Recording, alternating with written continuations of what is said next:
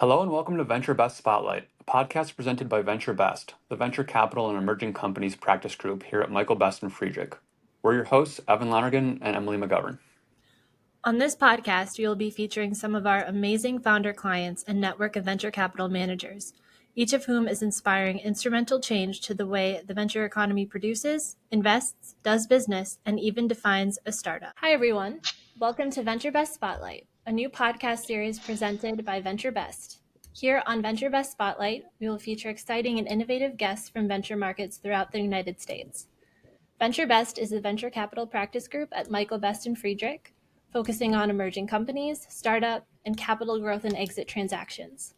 Today's podcast is hosted by me, Emily McGovern, and Venture Best partner Jordan Koss. Today we have Michelle Ruiz and Andrea Shane, co-founders of Hyfe, a Bay Area startup transforming wastewater into feedstocks for biomanufacturing. Hyfe recently closed an oversubscribed Series Seed financing and is very much on the rise. Michelle, Andrea, welcome. Thank you. All right, our first question. Could you both describe a bit of your background and how you came together to found Hyfe? Yeah, absolutely. I'll start. I am a chemical engineer by background. Originally all the way back from Ecuador, immigrated to the US when I was 7, and went to study chemical engineering because, stable jobs, right?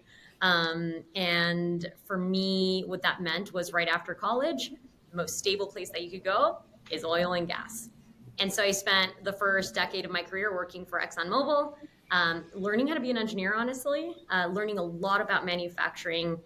Spent a couple of years in Wisconsin, pretty much living the how it's made show. So behind the scenes about just seeing everything that we use every day be made.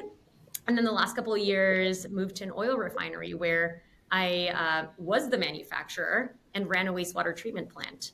And that's really where I had this realization that wastewater is such an underutilized and abundant source of carbon that needs to be used in more productive ways for society. And then here comes my co-founder, Andrea, and our lives sort of intersected in a weird way. You want to tell us about that?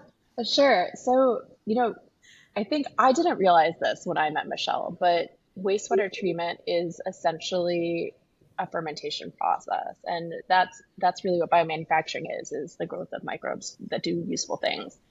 And I didn't realize that that's how the world cleaned water. I don't think I really ever realized that there was a biological component of that. But as soon as I met Michelle and we literally started learning more, immediately saw the ties to my background. So I come from the biotech world, most previously at LanzaTech, which is using alternative feedstocks, so waste carbon, to power a biomanufacturing platform. In their case, they're using waste carbon in the form of gas, so carbon dioxide, carbon monoxide. But most biomanufacturing platforms right now are still powered by organics like sugar, carbon, nitrogen, and wastewater is an excellent source of those. So as we started talking about how good wastewater could be to support fermentation, made those connections and realized there's a real business opportunity here.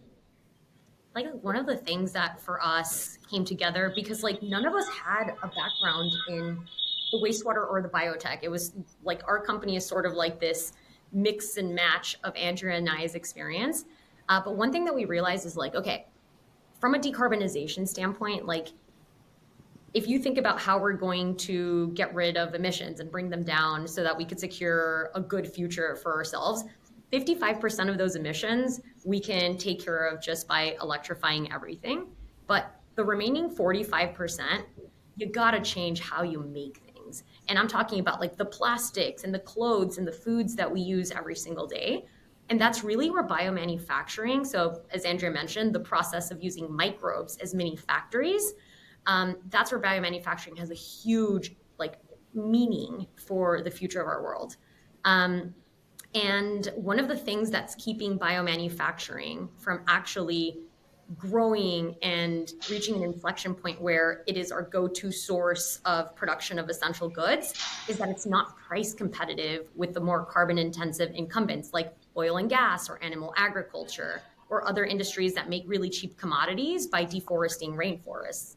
And so one of the key drivers that's keeping biomanufacturing from actually being cheaper than the carbon intensive products is the cost of feedstock. And that's where we kind of had this realization where it was like, okay, biomanufacturing is the future that we need to live, but how do we bring the price down of like the cost of production, right? If you think about wastewater treatment, wastewater treatment is the process of cleaning water. The way that it works is that you feed bugs like microbes, organics. This is your dirty water. The microbes go into the water and like eat all of the organics. And there you go. They just scavenged everything from the water, and there's your clean water. Then those bugs get filtered out and thrown into the landfill. And it costs every single factory a fortune to pay for wastewater treatment, especially like the top contributors of wastewater, one of which is food manufacturing, the third largest contributor of wastewater in the world. And then also, once you get rid of that wastewater, you just got rid of your fresh water that you also just paid a fortune for. And so we realized that there is an opportunity for current manufacturing facilities to save a ton of money by repurposing and increasing the value of their waste and using it as a solution to lower the cost of biomanufacturing. Kind of two wins. So I've got a follow-up question for you both on that. So, I mean, it's super interesting, and I think sometimes maybe, you know, it requires a degree of science that could be a little hard to understand. So I'm trying to picture it with you and your customers or prospective customers. So where does Hyfe fit in with those customers in the sense of how are they going to get that wastewater cleaned by using Hyfe? Yeah, so our focus is in creating these like low cost feedstocks for fermentation, right? And when you're looking at alternative feedstocks, there's really like three core challenges related to our tech. And I promise it's connected to the customers on the wastewater side. So number one challenge is lack of information. Like wastewater doesn't have a cute name. People think of sewage immediately. So there's like really limited funding and information in the public domain about like what's useful out there. Number two is variability. I mean, we're talking about many different types of manufacturing processes generating wastewater with different types of molecules in it, concentrations that vary across industries and even within the same process. And then the third part is logistics, highly dilute water streams and millions of gallons per facility that are highly dilute. And so the logistics of removing those organics and moving them to a central processing facility are a challenge. And so that's where we interface with wastewater generators, where we're not a filtration company, we're not a wastewater treatment company.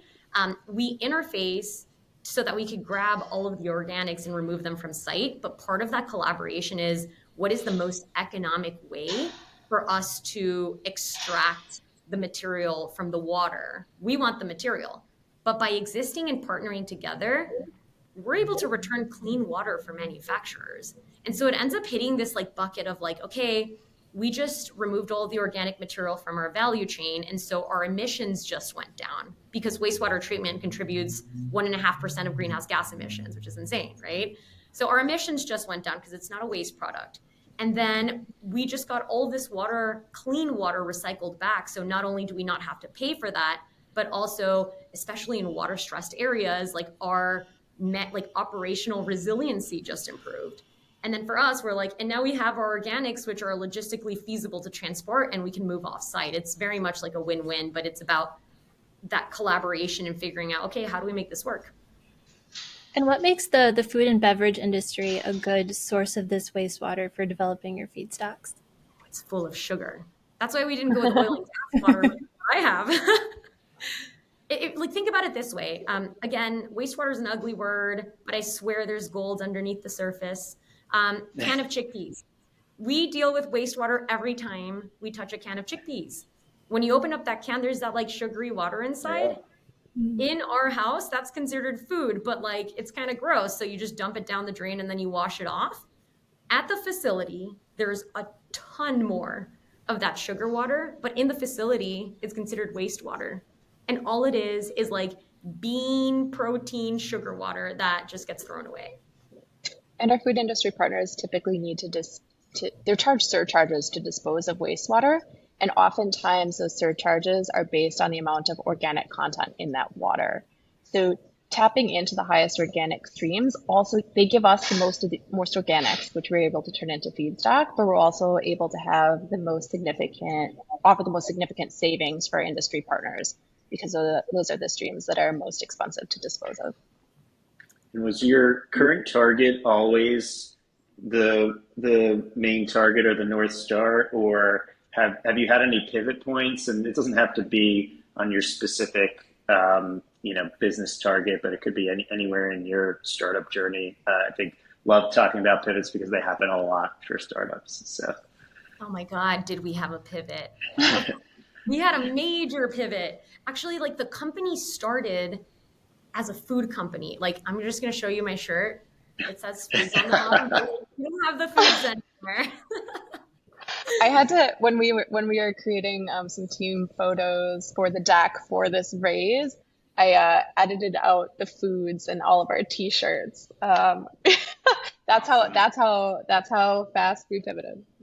Yeah. So this is kind of like an interesting story because we started out being biomanufacturers, and we were like, we're going out into the world because we want to make better products for society. In this case, it was kind of a health angle. How on earth are we were making like a flour. How on earth are we going to make a flour that competes against wheat? And so then we were like, okay, well, maybe we look at what drives the cost of bioprocesses. Oh, that's sugar. Oh, wait, I happen to know that there's a lot of sugary wastewater that people have a financial pain point for. And boom, that's how that came together. But okay, so this is like where I think like who's on your cap table matters. And we have, the investor that led our pre-seed round, The Engine, is the venture firm out of MIT. They invest in tough tech, so deep tech with high risk, high market risk, high tech risk, but if gone well, transformational societal impact. So like really big swings. And I remember this one time, like we had sort of been thinking about like, what is our North Star? Like for me at the time, it was very much like human health and happiness. And Andrea was like environment and biotech. And so we were sort of trying to figure out like, where do our North Stars collide? And then we go to this summit that The Engine has every year in October called the Tough Tech Summit. And we see Commonwealth Fusion Systems talk about how they're going to solve, renewable energy, and Quays talk about how they're going to power the world with just like the heat of the core of the earth. And Maury, who is using silk protein to extend the shelf life of foods. And then Andrea and I end up in an alley crying. And we're like, I don't think we're going to have transformational impact with flour. I want to be a transformational impact company. And that was sort of like the beginning of our journey, thinking through like, okay, do we want to build a company that solves a niche problem in one industry, not a small industry, but in retrospect, kind of small? Or do we want to be maybe like behind the scenes, but an intermediate, an enabling technology that touches every single biomanufacturer that is making foods, fuels, chemicals, materials better than the carbon intensive incumbents? And it was a couple of months in progress, but we did pivot earlier this year where we dropped the protein and we were like, if we're going to do one thing well, it's going to be the thing that is going to essentially catalyze the growth of this industry that absolutely needs to exist. And that is the feedstocks part. Yep, because the more that we learned about how feedstocks has carbon impact and has cost impact on the cost of the process of biomanufacturing, we realized that was going to be significant, not just for the production of our end product, but for the production of any end product made using biomanufacturing. And that industry as a whole has such high decarbonization potential. But if those products aren't able to compete at price parity with incumbent products that are made from oil or animal agriculture or deforested rainforest, they're not going to reach full commercialization, and we're not going to see that decarbonization potential. It's over at that point. It's over. So we looked at that and we're like, for an impact perspective, this is really where we could have transformational impact. And That's where are awesome. your focus customer industries? Like, where would you like to see your feedstocks most in use with these North Stars in mind? Honestly, I think like, go ahead, Andrea, go ahead.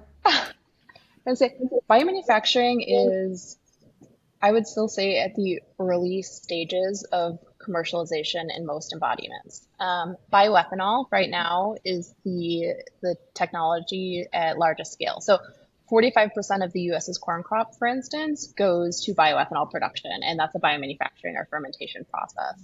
There are lots and lots of other technologies in the queue behind that, companies that are producing proteins for use in food products that will also reduce our dependence on animal agriculture, companies that are developing technologies for more sustainable production of chemicals, materials, foods, fuels. And we are, sorry, I lost my train of thought there. That's going to have to be edited out. We got it. It's all good. I think if I were to like listen to what you're saying, Andrea, and put my opinion on it as well, it's like everyone who uses biomanufacturing, who want to be using our materials, starting with the products that are going to displace the highest emitting industries.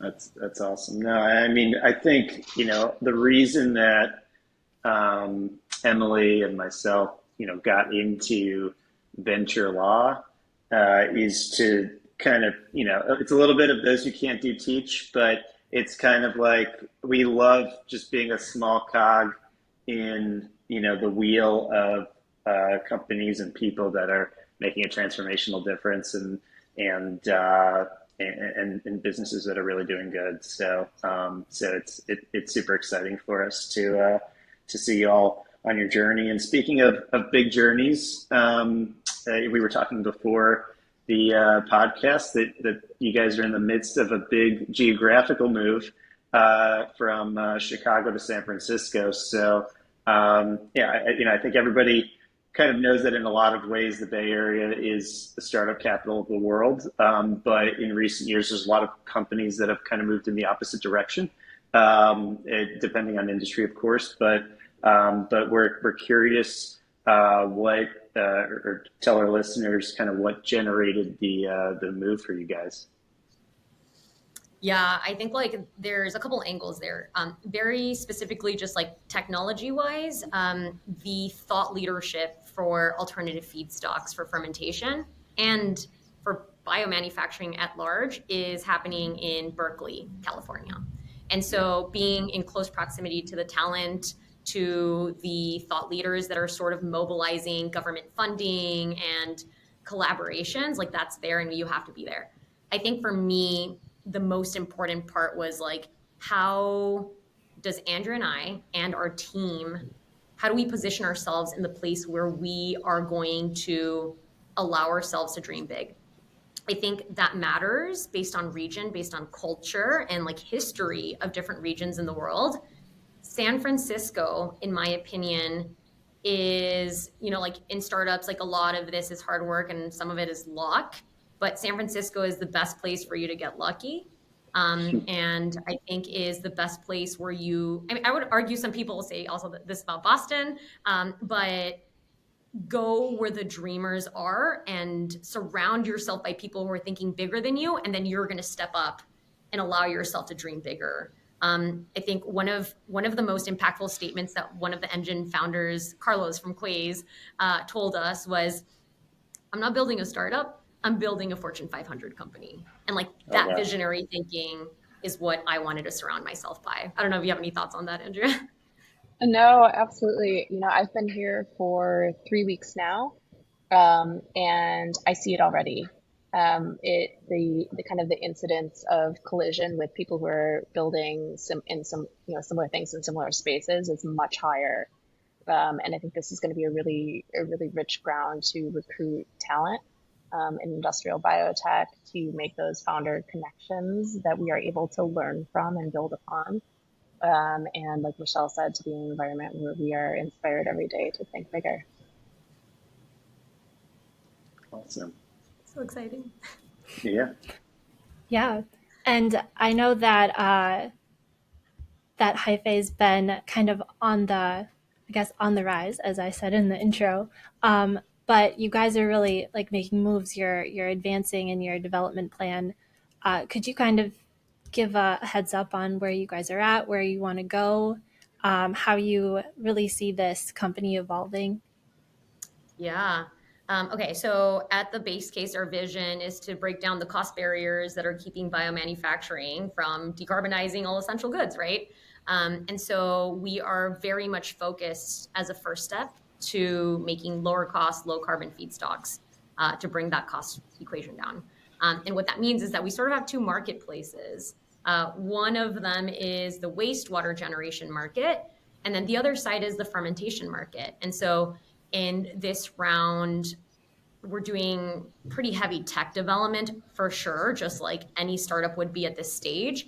But I think very importantly is commercial development. And our technology is a systems integration and also a data platform. And so really knowing what is happening at the ground level, boots on the ground, kind of like in the field, is how you're going to be able to build this company. And so when we raised this round, it's a big round. I mean, it's double the average for seed stage rounds in our industry. And we raised it in a pretty decent amount of time in a tough market. And for me and Andrea, there was this one time when we were trying to figure out like, oh, how much do we raise? Again, our investors came back and they were like, think bigger, give me the $10 million plan, like don't like, cut yourself short. Like you have to make meaningful progress. Right. And I remember she was boarding a flight in San Francisco and I'm in traffic and we're talking and we're sort of like, shoot, I think this is the year where we define if this market is going to work or not. And if we're gonna like swing big and build a transformational company, then like this is the year where we like set it in stone that this market is ready for this type of disruption. And so we were like, are we gonna go for the 9? And we're like, we're gonna go for the 9. And it was a really empowering moment for us. That's awesome. Yeah, I mean, talk a little bit about the fundraising process. I think that is a really challenging step for most founders. I think there are some that either they've done it before and they have, their whole network of people they've raised from before and they kind of have a head start. But maybe talk about, some of the biggest challenges while you were fundraising. Was it kind of like people might envision in shows or movies where you're walking into 100 different VC offices, or in present times, walking into 100 different Zoom meetings with investors that you haven't met before, and you get told no in 100 different polite ways? Just walk people through it, that experience.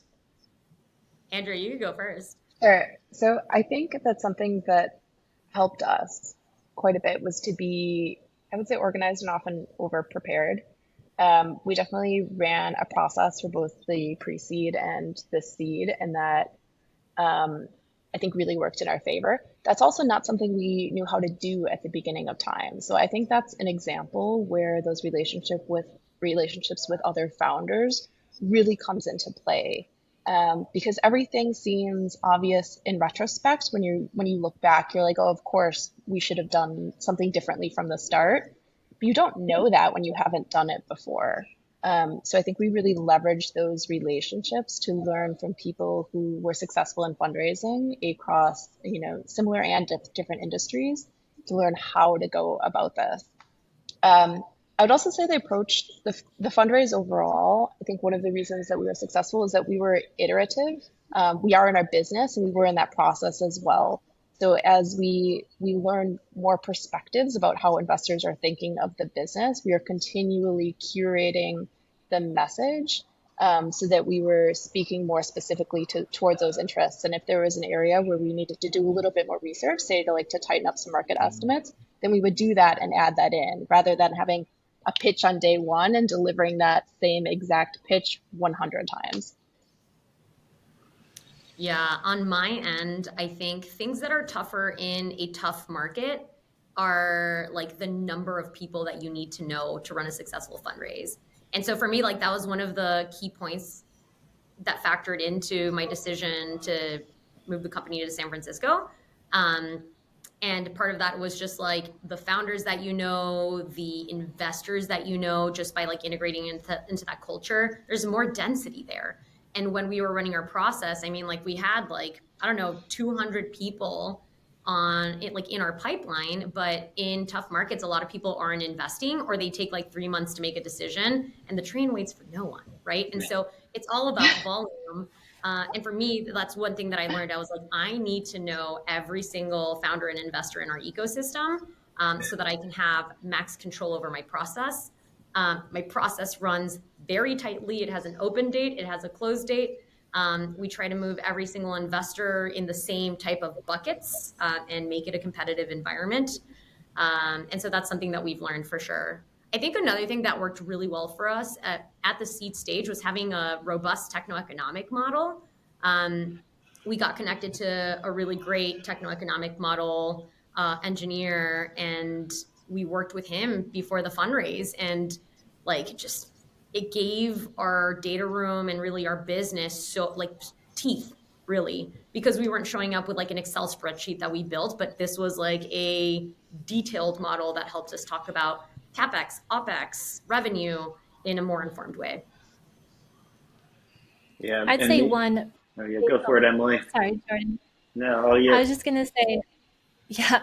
Um, one aspect of working with you both in the Series Seed fundraising that I think both Jordan and I perceived as definitely helping with that iterative concept of handling things was you all asked very good questions and were very much involved in active discussions with us, and I'm assuming with all of your other connections, to just figure out what is going on, what do we need to know, what we don't know, and asking the people who've kind of been through this over and over and over again.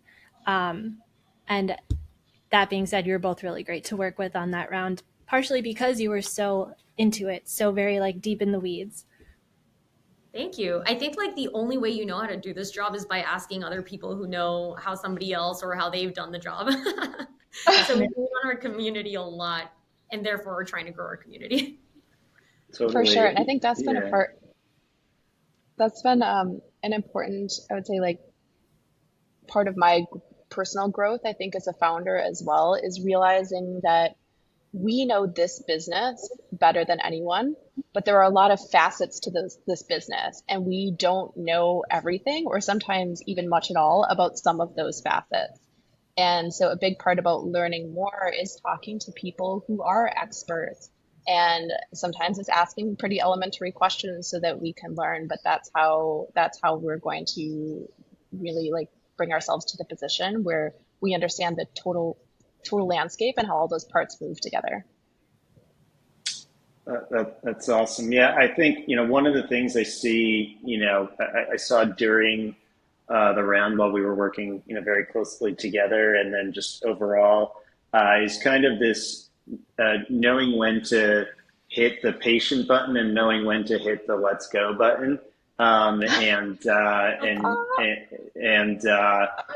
really having like a good sense of, I mean, I think it's such an important skill for founders to have, because I think you're always in this kind of push and pull, especially if you're trying to hit that moonshot where it's grow as fast as you can, but make sure you don't use too much cash burn, and hire in order to grow, but don't hire too fast because you might hire the wrong person. So I'm just curious, do you feel that push and pull, and how do you manage whether it's investors or customers or vendors, in terms of like timelines? Like how do you think about them? Do you feel like you're always running behind and need to be moving faster, or do you feel like sometimes you need to be moving slower? I think we're both laughing because when we were raising the pre-seed, we walked into the boardroom at the Engine. They brought all of the partners in on a Saturday to meet us. Um, and one of the questions was, there are two of you, who's the gas and who's the brakes? And um, I think this is something that works really well for our particular co-founder dynamic, is that Michelle certainly has strong bias towards action. I perhaps bring a little bit more of like the brakes or the patience to it, but in the end, it ends up being a really good balance, for the company. I feel like the theme of my life as a founder is the push and pull, because you're doing that like with investors, with your team, as a leader, as you like build your objectives and key results and how you're going to execute on them, but you're also doing it with your customers because you're an early stage company, you're still in tech development, but you also like need to talk to your customers so that you're building something people want.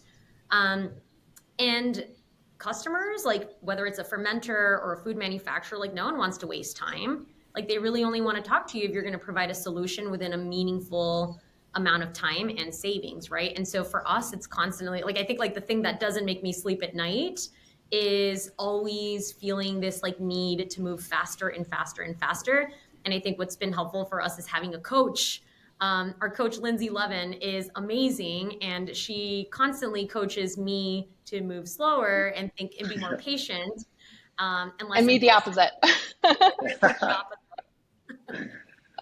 That's fantastic. No, awesome. Thanks for sharing that. And yeah, I have heard other founders kind of speak to the power of having, great coach, great advisors, and, being listeners. But yeah, I mean, I'm not, I think being a startup founder, is one of the hardest things to do and one of the hardest endeavors. And it's I think probably a longer journey than most people realize when they first sit down and decide that they're going to push the envelope. But really credit to both of you for getting into this journey of learning and exploration and growth. It's really cool. So. Thank you. I have like immense respect for founders. I don't care what industry you're in, but especially like founders that are building companies that like sort of require you to be a little bit crazy to think they could be true. Like, I think it's such a privilege and I'm so grateful for it. And like, this kind of goes back to like my immigration story. Like I would never be able to be a founder in Ecuador, but in America, I can, Mm-hmm. and that's like, every day I'm grateful for the freedom to be able to envision a world that I want, that I think needs to exist, and then show up and be like, well, I'm the best person to create that world because I'm doing it. I'm showing up, I'm taking the risk, and I'm putting in the work for it.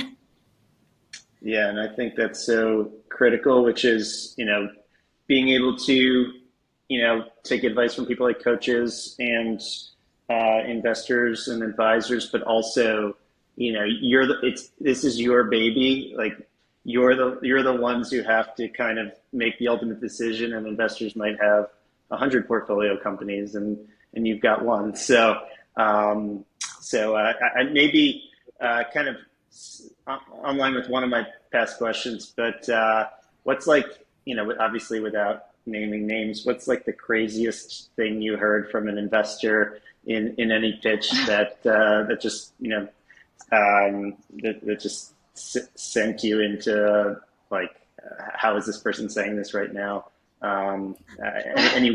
Any war stories from any pitches or anything like that? You go first. I'm trying to think of a good one. I think we got better and better at identifying whether investors would be a good fit, and also developing a better appreciation for who would really add strategic value to the cap table. Because when you're raising, you're not just looking for money, you're looking for the minds, the people that are part of that company, because those are your advisors. And it was, I think, pretty evident early on in some conversations that some people really got it and had questions that I actually think our favorite pitches were sometimes when we walked out of the room and we were like, we got beaten up a little bit, because like some of the hardest ones, because they were asking really challenging, really insightful questions, and we're like got really specifically to the sorts of things that we knew to be challenges for the business. We also had some pitches that went super smooth, but we knew that perhaps like that investor team didn't have the same sort of experience in this area. And while like those relationships might be great, they weren't going to be able to provide the same sort of like critical thinking and strategy advice to us. It's interesting because there's also like different layers of like what it means to be like a supportive investor. And like some of our investors are like industry experts.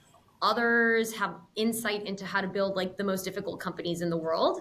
And then others are investors that like see human capital as like the number one thing that's going to build a multi-billion dollar business. And so we have a couple of those investors, and not all of our investors are like highly technical, but I think that's where like being a dynamic human comes into play, where you notice the ones that are going to be the ops investors, the ones that like help you grow as leaders, the ones that connect you to their vast network of people who will become your customers.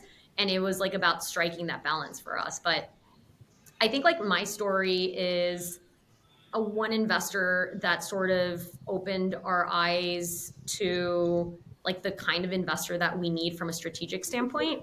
And Andrea and I walked into this meeting and we were still like, yeah, like we did our pitch, and then they asked us the hardest questions. And it like very quickly was like, this, like, you guys aren't ready for this kind of conversation. And so I'm going to help you understand how I think about building these difficult businesses.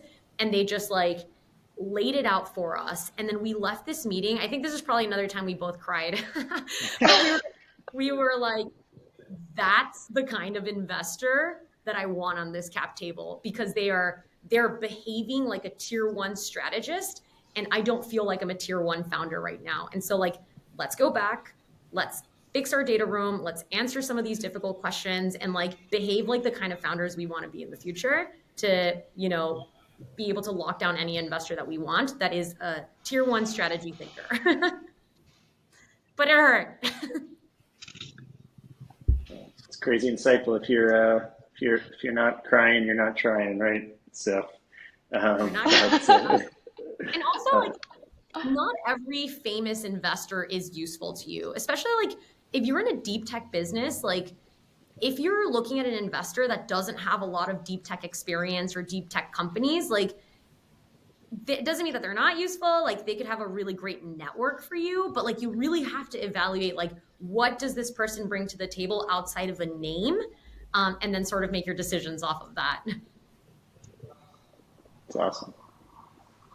Yeah, definitely.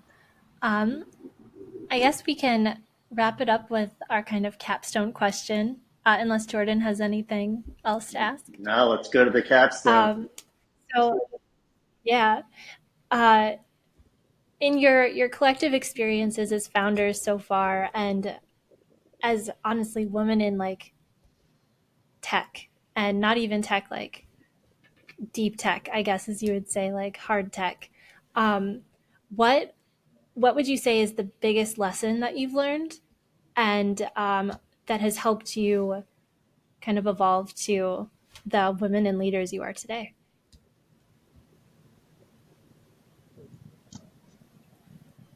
Go ahead, Michelle. I don't want to steal you. I feel like it's going to be a similar flavor. I think for me, it is, man, like the freedom to envision what you want. I feel like life is too short not to do what you want, you know? And I think, especially like there's just so many layers, like being a female founder, being a Hispanic person, like being all these different things that could, if in your mind, slow you down or make you feel imposter syndrome or anything like that. But honestly, like I never think about that stuff, because I'm just like, I want to build a multi-billion dollar company that is going to change the world. And I think when I allowed myself to sort of be like, and I can, because I want to, and I'm doing it, Like that for me was super freeing. And I feel like anytime that like sort of like imposter syndrome thoughts come into play, I'm like, I noticed that my mind kind of goes towards like a whatever, this is what they get, I'm doing it. And then I very quickly don't get bothered by it. And it just allows me to move forward with confidence. Yeah, and I would say the farther we go, the more I realize that relationships are really at the center of all of this. Relationships with, yes, like our investors and advisors, my relationship with Michelle, and our relationship with the team, but also on, a commercial side, the industry partners, like we're looking to develop an integration between two very different industries, and the way that we build that bridge is by building relationships and trust with people that sit on the sides of it. I think this is something that I've picked up from Michelle to a large extent, but like you move through the world and collect, champions and advocates, and people who are inspired by what we're building. And I think that has been really incredibly powerful for the company. Yeah, and we at Michael Best are honored to be, hopefully, among the champions for Hyfe and for you both. Okay. Thank you for listening to this episode of Venture Best Spotlight. Please make sure to subscribe for our upcoming episodes featuring our network of amazing founders. And if you like this episode, please remember to rate and review on your favorite podcast platform.